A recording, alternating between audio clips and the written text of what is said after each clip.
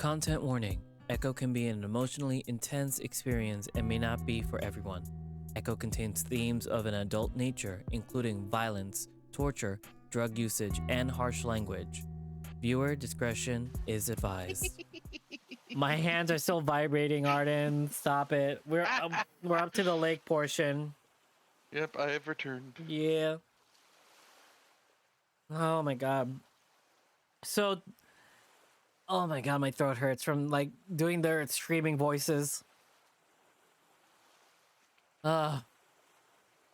He makes an effort to scramble back a few feet as the tide comes in. Also, yeah, I'm like agreeing with Rez. Like, Chase is cute in an odd way. I don't know. What do you think? What do you think, Arden?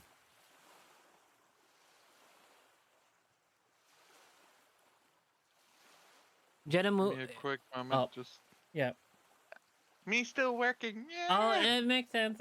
I mean, it's almost 4, so yeah. Jenna moves over beside him. Look at this otter. He looks like he's trying to cover something up. Yeah. He's clearly has the evil goatee going. Yeah, that goatee is, I don't know. That's a red flag right there. That's a tiny flag over there. I mean, the fact that it showed up again after he had it shaved off. True. He didn't shave it off though. That wasn't him. Oh. Shush. We just need to get to Leo's. Leo lives in the outskirts of town by the old railway track. It's fairly isolated from the rest of town. Going there is not the worst idea, but it's the fucking thing could catch us in a van going 50. Fuck, I saw how it moved too. Like a strobe light was being turned off and on as it got closer with every pulse. That is still the plan. Leo affirms with a nod, the wolf standing upright and ready. He's trying not to show his exhaustion and fear. TJ's looking at Chase now, and he's got a shimmer in his eyes. He's crying again. Chase, did Sydney... How long did he... He's cut off before he can finish. Come on, TJ, we have to go. Chase looks over at him. His expression is harder to read. What? What? Everyone but Chase seems to be pretending they're not hearing the whimpering TJ ushering him along. I rise to my feet, nearly tripping over myself as I get used to solid ground again. Jenna pulls TJ up with her, trying to move the links along. Leo also follows suit, helping Chase up the shallow incline through the loomy soil into the basin of the dry grass. TJ peers back over his shoulder. He's still looking at Chase. Also, if you look closely, you could see the van, like the back of it. Oh. Like in the corner. That's cute. That's when I notice a large rock with the sole piney tree overhanging on it. There's a little bullet hole inside the trunk, a .22 caliber. I made those. I look around, and right where Carl's laying, I see it. His blank stare, the blue eyes, he reminded me of a fish. This is where it happened. Carl sits upright, still clearly trying to catch his breath. At first, he doesn't seem to understand, but then the realization hit him as he sees the tree. Oh shit. Carl rises up to his heels, gawking at the tree. He's still. That thing I saw that when I wrecked my car, the one that brought us here just now, it did it for a reason, you know. I mean, I used to think my house was haunted, that it comes with the territory of big spooky mansions, but maybe it's us. Carl extends out a paw to his surroundings, and I assume he means the whole group. I sigh, feeling rather vulnerable out in the open without my repeater. The hysteria is affecting the whole town. Everyone's gone crazy in their own way. That's what my aunt always told me. It even got her in the end. I wonder if she's okay, or if they found some other poor schmuck to blame the end times on. Then why are we all seeing this? He gesticulates with a swirl of his hands and to the tree and then the lake itself before letting his arm fall limply to his side. We're all here for a reason. We met each other's gaze and Carl suddenly lets out a small chuckle, rubbing the space between his horns. Unless I'm just imagining you seeing this. I let out a puff of air and rub my face. You're dreaming about me, huh? You're dreaming about me, huh? Seems like it. He shrugs. Next time, cut out the horror games before going to bed, yeah? I haven't seen a single zombie. It's bullshit.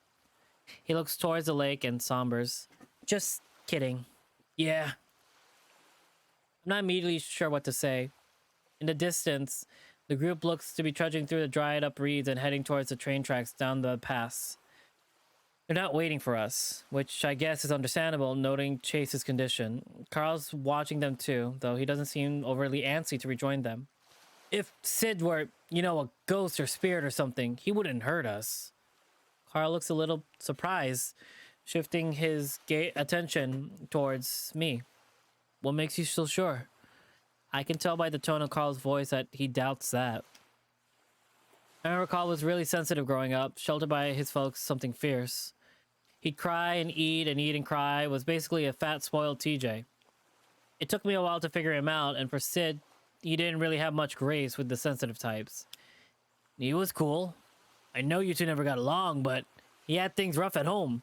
He loved hanging out with the group and all. Hell, he thought TJ was cool. What? No way.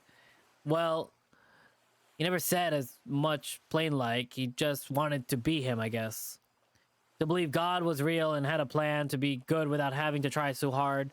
To have folks who gave a shit about him. I'm so mad at my chair right now. It keeps shrinking. Dude, those last 6 months, I think back to Chase's words. I know he wasn't himself. Not really. After a long pause, he shrugs. If you say so, I believe you. I was different too, I guess. Oh my god. Just a child, and now I'm a man-child. I wave off the thought. At least Carl seems calmer now, or at least is doing a good job of blocking out the terror. He's still got his tie on, though his shirt is completely soaked through, and I can see his chest underneath when he faces the moonlight. Man, if this wasn't real, anything you'd want to say to me not real? Without hesitation, Carl speaks. Not a real big fan of fishing, dude. I furrow my brow at him and sigh before beginning to trudge through the sand after the others. As I said, I really like you, dude. Like you. That would've been cute, but like that, now's not the time. I can't even see them now. They must have picked up the pace. Dude! I stopped, his voice softer and apologetic. But I like when you take me out, even if it seems like I'm whining the whole time. I stand corrected. Aw. I stand corrected. Huh? There's no seems like about it. You do whine the whole time. A brief, sad smile crosses his thick muzzle. You guys still here? Salamander peers at us worried. Carl and I exchange glances and nod. Good, that's good. I lost the group. I don't know where Leo's house is, and they kept walking faster, and they just... Daxon toys with the zipper at the bottom of his hoodie. Must have gotten ahead of me. It's okay. I think we're supposed to be here.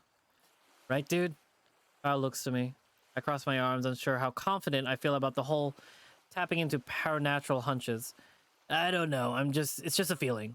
The thing could have killed us easy like, and it didn't. Instead, we're here. So where's here exactly? Where our friend died. Well, where he drowned and later died in the hospital. Carl's bluntness takes me off guard, though there's no coldness in his tone, though. Just the truth of it. That's terrifying. I'm sorry I asked. After a moment, he speaks again. And sorry for your loss. I feel like this past week, I've just been a dingleberry on you guys. It's okay. It's cool you're here. Everyone goes quiet.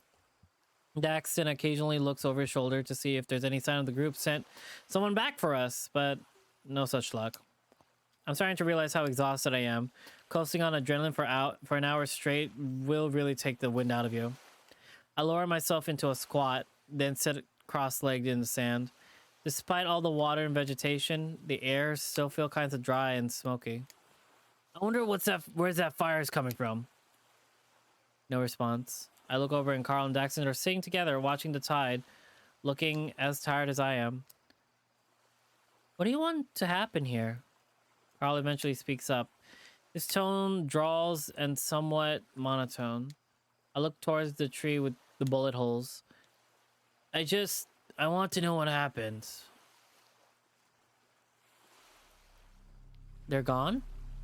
I spy the aspirin of Carl and Dax on the sand next. I know those asses. That's Carl's and Dax's. But they're nowhere in sight. I quickly rise to my feet, hesitant to call out to them, noting what happened earlier. I move up to the top of the hill to us, stepping through the dry grass. Dry grass. Dry grass, yes. Oh my god. I think like this game is taking so much energy out of me that the caffeine is wearing off. But I have a double espresso drink next to me. Oh. Yeah, caffeine doesn't always wake you up. No, like if I need, Especially if you have ADHD. no, I need specifically like 2 to 3 more shots for me to like be fully aware and awake. But sometimes it just dozes off if I use too much of it, like doing this. Oh my god. Next, we're gonna play Adastra live on stream. That's for y'all. Fuck. My whole plan of waiting here for something to happen seemed a lot better when I had others around. Now that I'm alone, unarmed, my gall is starting to fucking wane. They must have went to Leo's. I mean, surely they're fucking wake me up first, right? Did I even pass out? Felt more like I just blinked and then bam, gone. For a moment, it feels like something tugging the back of my shirt. I turn expecting to see the bulbous face of Carl at my side, but there's no one there. Hey assholes, where are you? I let out a harsh whisper at the desert scrub around me. That stage whispering that I just did, guys. Don't worry. We're whispering. Again, no response. I sigh, rubbing my palms over my face. There's no choice. Gotta get to Leo's. My gaze drifts back to the beach and the bullet-ridden pion tree. Is it peon? Oh well. I'm struck with a strange sense of solace, as if the spot would somehow be somehow tranquil to me if circumstances were different. For now, I take a step back of what's still my soggy pockets. Keys, phone, dead as hell, probably fried, and an old granola bar wrapper. With a grunt, I make my way off the beach and towards the rail tracks. Oh my god. I follow the familiar route, passing the occasional abandoned freight car. It's been about 15 minutes or so, and so far no sight or sound of the gang or any of the miscellaneous townsfolk. I inadvertently find myself walking up the top of the rails, bouncing like a kid again. It kind of keeps the edge off and softens the noise of my footsteps, though it ain't every time efficient. It feels like by now I should be able to see Leo's house, but so far nothing. It isn't until the track's dead end perpendicular to the highway that I realize I'm being fucked with again. I stand at the edge of the pavement where the old bike lane and has been overtaken by weeds, pavement crumbling to the ground. I had hoped that the spatially fucky shenanigans would end once we exited the van, but goddamn, why would it? You're going the right way. The back of my skull tingles and I cup my hands over the sides of my head. That was not my goddamn thought. Are we still Flynn? Yeah, we're still Flynn. To Leo's. I ask out loud, like a fucking loony I am. I wait. No response. I clench my fists to my sides.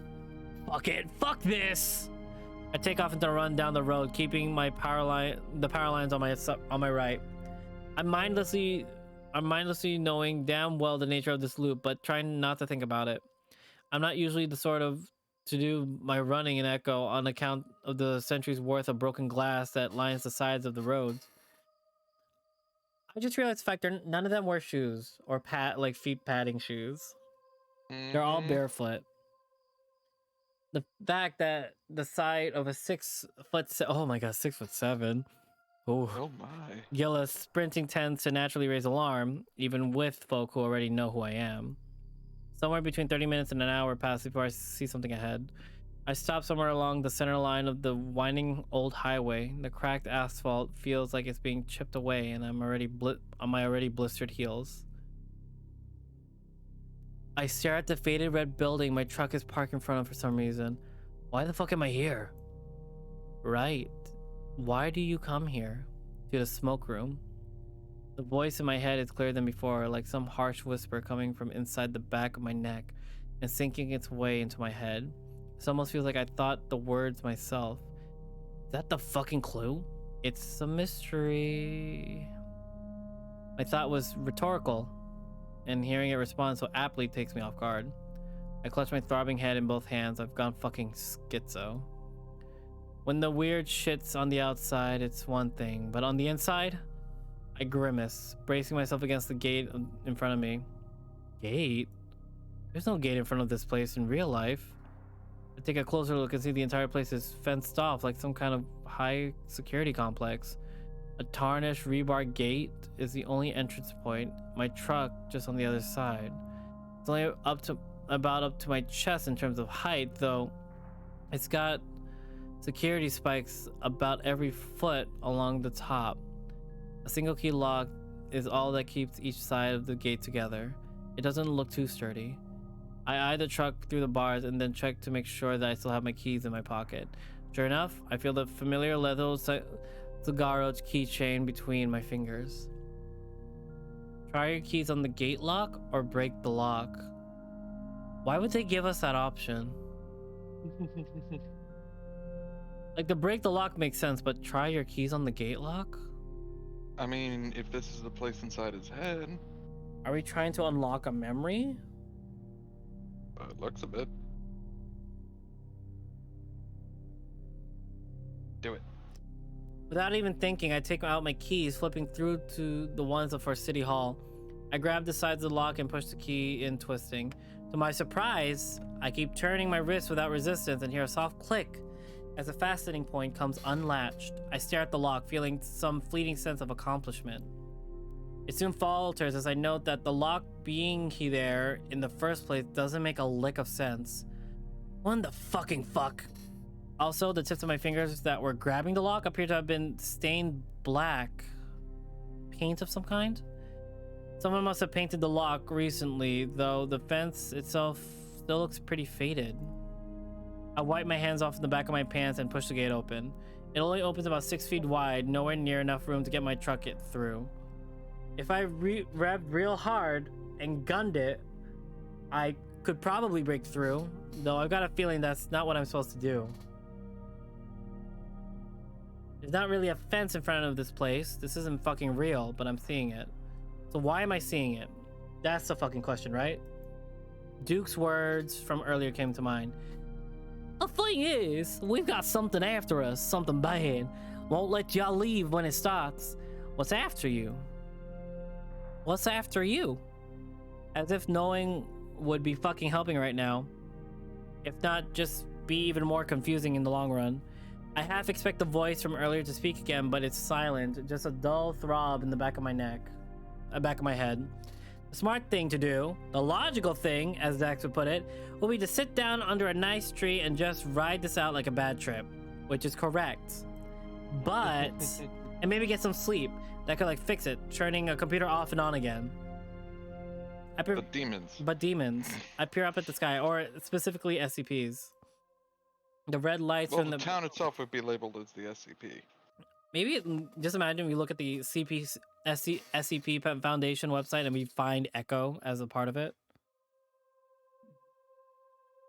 Like SCP R98 or no, Yeah, Route but then 68. we'd also see Silent Hill in there with the same regard. True, you're right. Is Silent Hill not in there? They don't put stuff in that other people have created. Which is good, which is nice to hear. Yeah, everything in the SCP community is supposed to have been created by their writers. Yes. So. Like fucking hell, I could get a wink in during this shit, but yeah. Me sitting here, having been one of the trying to be a writer for it. Yeah. The pounding in my back of my skull just keeps thudding away, a constant beat that reverberates through my head like a cavern. I step up to the door with the engraved bit of signage next to it. Here for the seed. Oh my god, if I see that at a gay bar, I'm going to yell. That, of course, ain't what it usually says. The cheeky ass winking smile face is still there though. I let out a short sigh.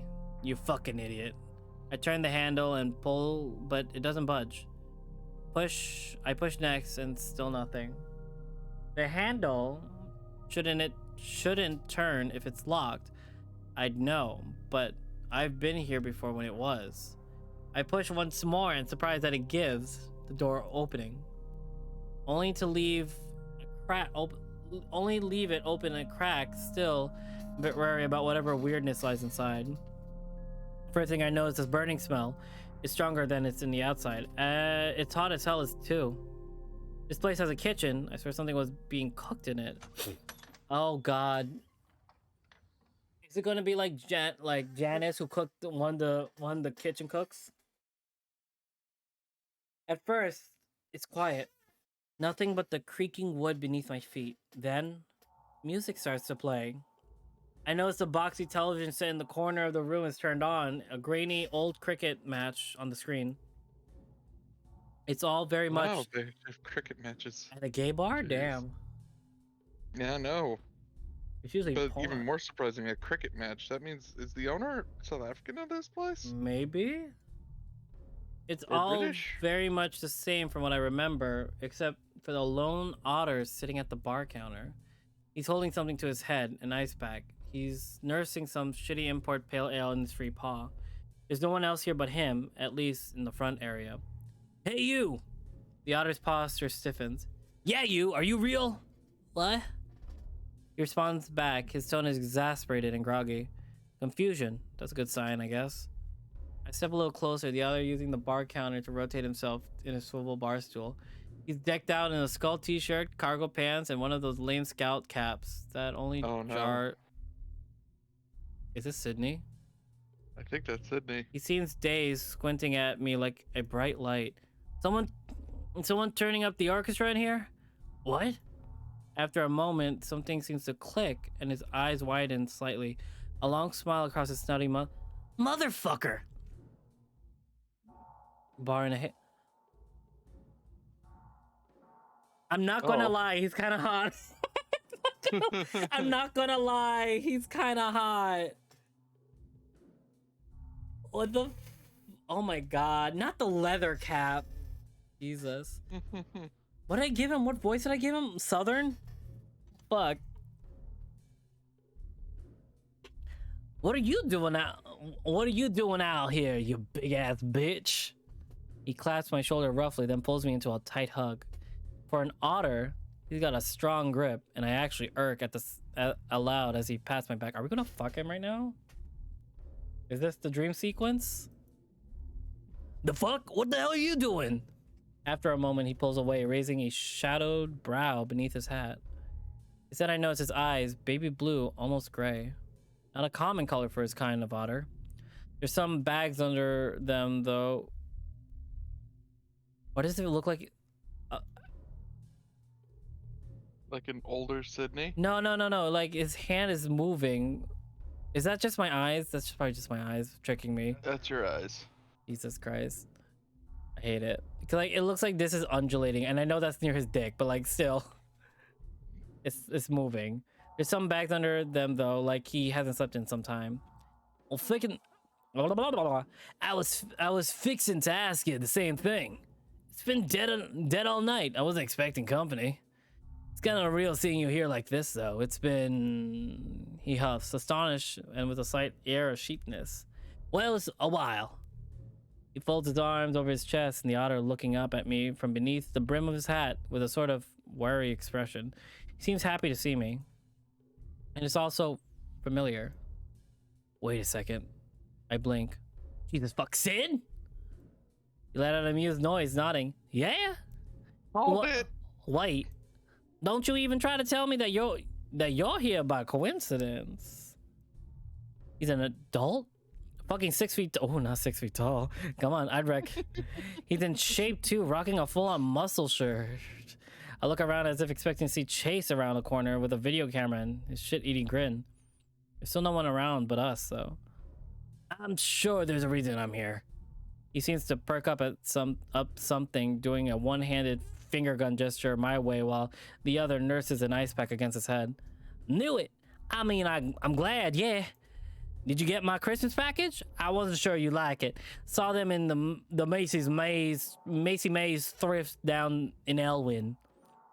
Haunted has seen the Deadly Love Rivals 2, Final Obsession, The Choir Boy, The Horse Sleuth, the shitty B movies. I got from the bargain bin. You know, the sort not a lot of plot to get in the way of in the film. Plus, I bundled them up in a bunch of Crossfire shooting mags. Oh yeah, I threw in some jerky I got from the trade show after the match in the Desert Springs. The jerky's super good. Hatch green chili flavored. You know, there's that's where they grow that shit in Mass, right? World capital. I can't help but stare, absolutely flabbergasted. This is what he'd look like. When I don't immediately respond, he smiles, dissipates some. Maybe you didn't get it. Fucking delivery guys, right? Probably some weasel or something with a good smeller. He honks his own black nose. Smeller pining for my jerky. Am I fucking dreaming right now? Am I asleep or just tripping? Daughter Sydney, he's looking at me more worriedly. You want to sit down or something? I look around at the still empty bar. Facade or not, my legs are killing me. Sure. He motions towards some old wood and velvet bar stools next to the raised table in the corner, and we take our seats. After Sydney grabs his drink, of course. Ooh, God, why is he so thick? Also, look at the background. He did say he was built. Look at the background. Yeah, that's not. Oh, that's the leopard guy, the cat guy from the smoke room. Yo, I don't know what it is about this. It like this looks human, like super realistic. Like a Doki Doki Literature Club realistic eye. Also, what is this? What do you mean? It's like it looks like a bite mark. I think that's a tattoo. Is it? It's like there's like a pin, like a pull of skin over there. Ooh. I didn't know where the bartender was. He's usually in the back. I look towards the smoke room door. Nothing seems to have changed about it. He? Yeah, he. Big tiger fella? Oh, wrong person. Yeah, he. Big tiger fella. Only guy who works here as far as I know. He scrunches his brow, thinking for a moment. Unless he got a sex and species change to become a bleach blonde bunny with big bouncing tits, I don't think so. I grunt. What the hell is he talking about? He was into dressing up as a chicken up in chick panties, but I don't think he was. We're talking about the same person or the same bar. Sid snirks, looking at me wide-eyed. Thinking of one of your gay bars, right? The fuck are you talking about? This is the gayest bar in the state. If this were real, there'd be like 20 fucking dudes reaming each other behind that door as we speak, including the bartender. I point to the familiar no smoking labeled door, ironically, my tone more firm now. Including you? It's common as a derisive teasing tone. After a second, he blinks, looking back over his shoulder to see what I'm pointing at. You been porking guys who go to clown school? That's a goddamn tiny janitor's closet. Say so on the door. I squint at the door. For a brief fleeting moment, I can almost quite make out the little mop and bucket symbol posted in the center. But it's simply not there. I honestly don't know why I come here tonight. I guess I just had a good feeling about it in my gut. And by that, I mean, I saw a picture outside for their Chipotle dusted beer nuts, and my stomach got a boner. And I guess it worked since I got to see you. He thrusts his arms towards me, trying to put on a cheeky, sarcastic grin like he's trying to play off the statement as he realized how sappy it sounded. My mind went so many different places right now. Like, you know what I'm thinking of. Mm-hmm. There, to my knowledge, has never been an advertisement for spiced beer nuts posted outside the bar here. Are they like... Yeah, he definitely has nice arms. I think we're in a parallel like universe or like a different timeline or something. Or a hallucination. It could be a parallel timeline we're visiting. Who knows? Hallucination. Like no, hear me out, because like the entire car sequence and the fact that it disappears when we come back is concerning. Also, the fact that we didn't come back from the entrance of the Echo, because like the first time we went, it was the entrance of Echo that we keep coming back to. Now it's the other so side. Here's a fun thought. Yeah. What if it's a literal echo? Boo. I'm just kidding. Probably. Title of the show. Oh my god, not the title. Jesus. Title spoils it all. Oh my god. I slowly lean back into my chair, letting out a long exhale.